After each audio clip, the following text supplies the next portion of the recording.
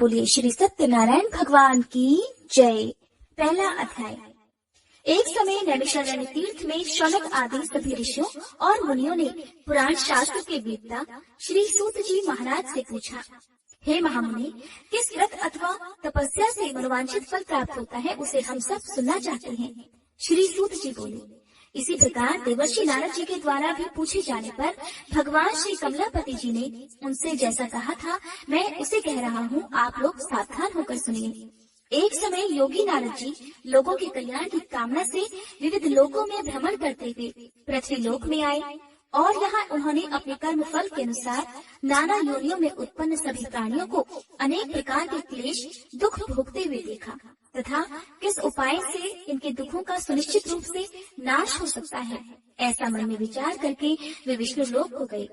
वहाँ 4 भुजाओं वाले शंख चक्र गदा पद्म और वनमाला से विभूषित शुक्ल वर्ण भगवान श्री नारायण जी के दर्शन कर उन देवाधिदेव की वे स्तुति करने लगे।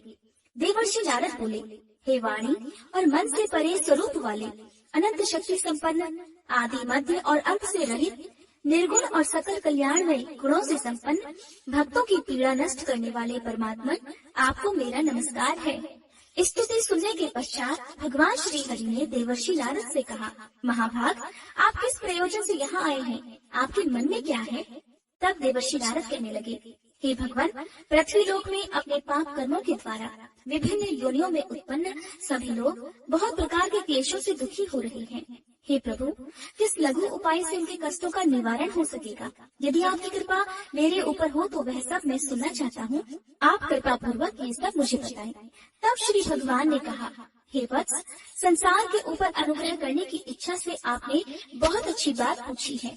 जिस व्रत के करने से प्राणी मोह से मुक्त हो जाता है, उसे मैं आपको बताता हूँ, सुनिए। हे वत्स, स्वर्ग और पृथ्वी लोक में दुर्लभ भगवान सत्यनारायण का एक महान व्रत है। आपके स्नेह के कारण इस समय मैं उसे कह रहा हूँ। अच्छे प्रकार विधि विधान से भगवान सत्यनारायण जी का व्रत करके मनुष्य शीघ्र ही सुख प्राप्त कर परलोक में मोक्ष प्राप्त कर सकता है। भगवान की ऐसी वाणी सुनकर देवर्षि नारद कहने लगे, हे प्रभु, इस व्रत को करने का फल क्या है? इसका विधान क्या है? इस व्रत को किसने किया और इसे कब करना चाहिए, ये सभी विस्तार पूर्वक बतलाइए। तब भगवान श्री हरि कहने लगे, यह श्री सत्यनारायण जी व्रत दुख शोक आदि का शमन करने वाला, धन धान्य की वृद्धि करने वाला, सौभाग्य और संतान देने वाला तथा सर्वत्र विजय प्रदान करने वाला है। जिस किसी भी दिन भक्ति और श्रद्धा से समन्वित होकर मनुष्य ब्राह्मणों और बंधु बांधवों के साथ धर्म में तत्पर होकर सायंकाल में भगवान श्री सत्यनारायण जी की पूजा करे, नैवेद्य के रूप में उत्तम कोटि के भोजनी पदार्थों को सवाया मात्रा में भक्ति पूर्वक अर्पित करना चाहिए।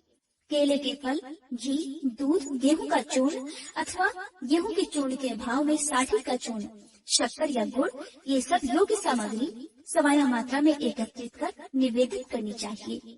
बंधु बांधवों के साथ श्री सत्यनारायण भगवान जी की कथा सुनकर ब्राह्मणों को भोजन कराना चाहिए। भक्ति पूर्वक प्रसाद ग्रहण करके नृत्य गीत आदि का आयोजन करना चाहिए। इसके पश्चात भगवान सत्यनारायण का स्मरण करते हुए अपने घर को जाना चाहिए।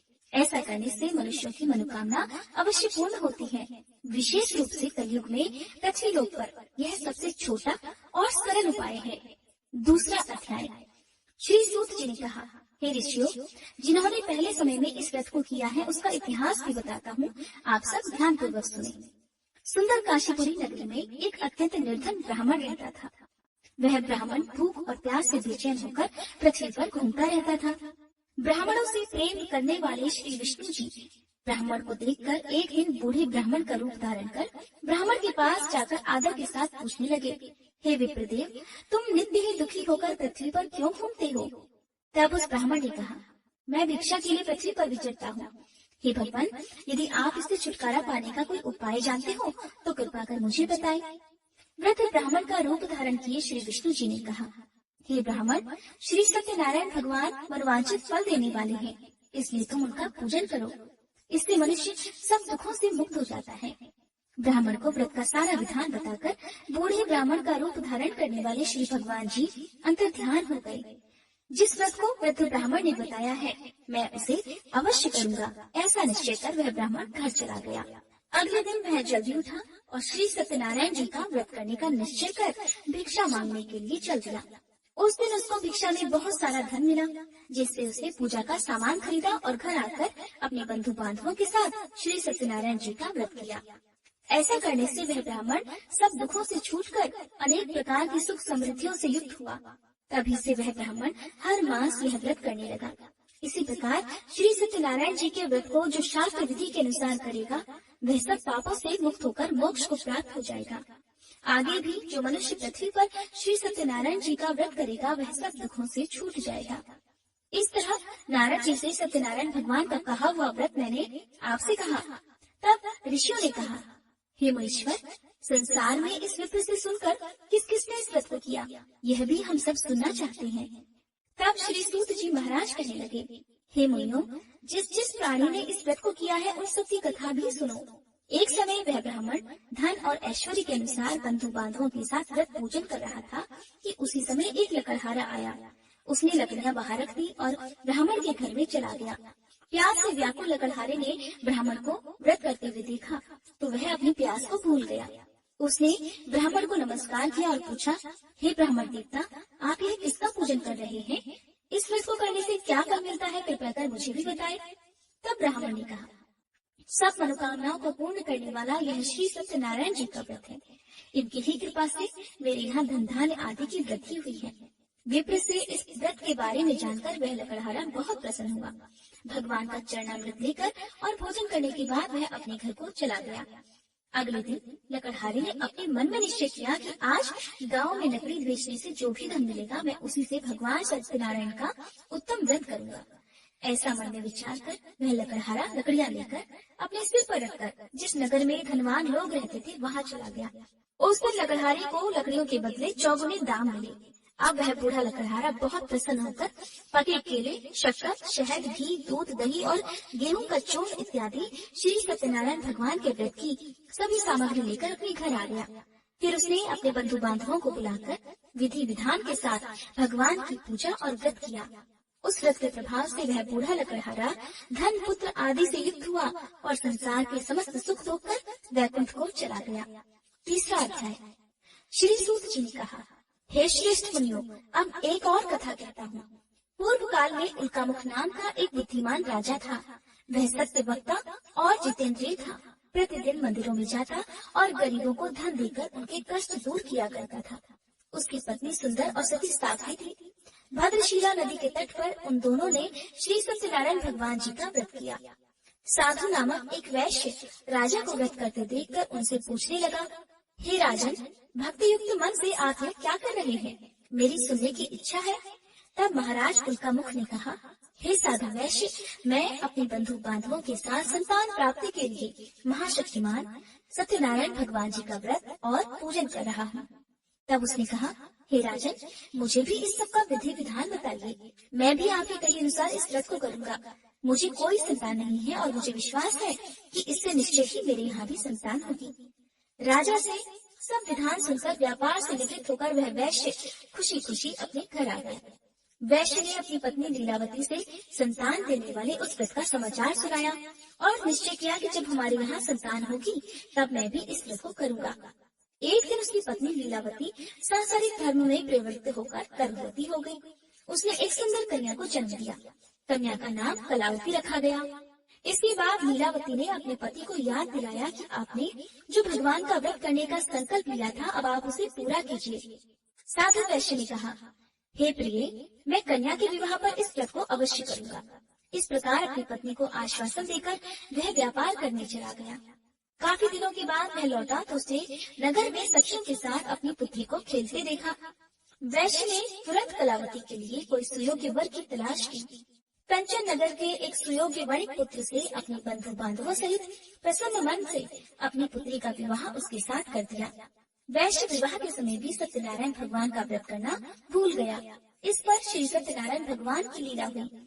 अपने कार्य में कुशल साधु नामक वैश्य अपने जमाता सहित नाव को लेकर व्यापार करने के लिए समुद्र के समीप स्थित रत्नसारपुर नगर में गया। दोनों ससुर और जमाई राजा चंद्रकेतु के नगर में व्यापार करने लगे। एक दिन भगवान सत्यनारायण की माया से प्रेरित एक चोर राजा का धन चुराकर भागा जा रहा था।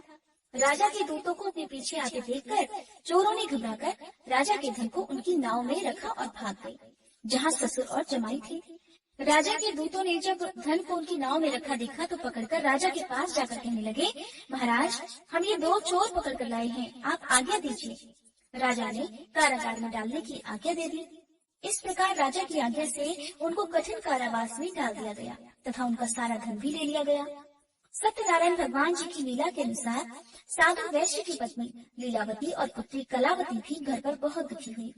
उनके घर में रखा हुआ सारा धन चोर चुरा कर ले गए।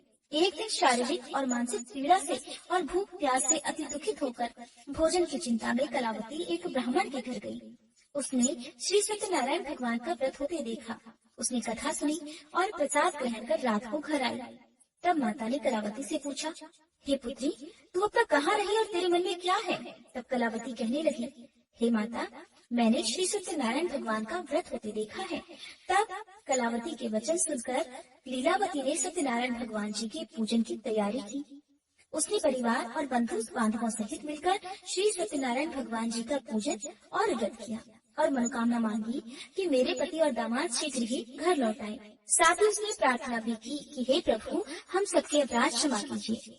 श्री सत्यनारायण भगवान जी इस व्रत से संतुष्ट हो गए। उन्होंने राजा चंद्रकेतु को स्वप्न में दर्शन देकर कहा, हे राजन, जिन दोनों वैश्यों को तुमने बंदी बना रखा है वे निर्दोष है, उन्हें प्रातः काल ही छोड़ देना। राजा से ऐसा कहकर भगवान अंतर्ध्यान हो गए। प्रातः काल राजा चंद्रकेतु ने सभा में सभी को अपना स्वप्न सुनाया और सैनिकों को आज्ञा दी कि दोनों को कारागार से मुक्त कर सभा में लाया जाए। दोनों ने आते ही राजा को प्रणाम किया। तब राजा उनसे कहने लगा, हे महानुभावों, तुम्हें अज्ञानतावश ऐसा दुख प्राप्त हुआ है, अब तुम्हें कोई भय नहीं है, अब तुम दोनों मुक्त हो। ऐसा कहकर राजा ने उन्हें नए नए वस्त्र आभूषण दिए और उनका जितना धन लिया था उसे दोगुना कर उन्हें आदर और सम्मान से विदा कर दिया। इस प्रकार दोनों वैश्य अपने घर को चल दिए। चौथा अध्याय। श्री सूत जी ने कहा, वैश्य और उसके जमाई ने मंगलाचार करके यात्रा आरंभ की और अपने नगर की ओर चल पड़े। थोड़ी ही दूर आगे बढ़े थे कि एक दंडी वेशधारी श्री भगवान जी उन्हें मिले और उनसे पूछने लगे, हे वैश्य, तेरी नाव में क्या है? अभिमानी वणिक हंसता हुआ कहने लगा, हे दंडी, आप क्यों पूछते हैं? क्या धन लेने की इच्छा है? मेरी नाव में तो बेल और पत्ते भरे हैं। वैश्य के कठोर वचन सुनकर दंडी रूप में भगवान ने कहा, तुम्हारा वचन सत्य हो। ऐसा कहकर वे वहाँ से कुछ दूर जाकर समुद्र के किनारे बैठ गए।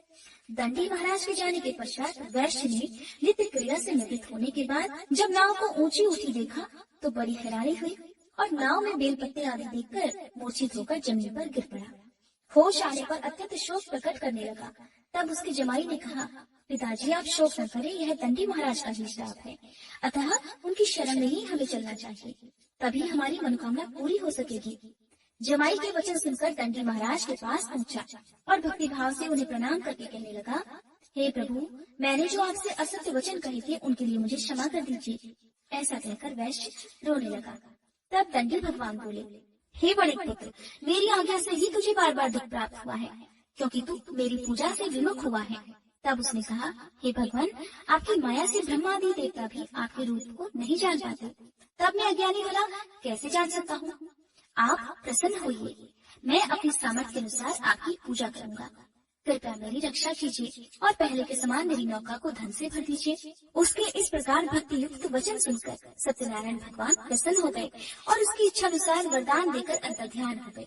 तब ससुर और जमाई दोनों ने नाव पर आकर देखा कि नाव तो धन से भरी हुई थी।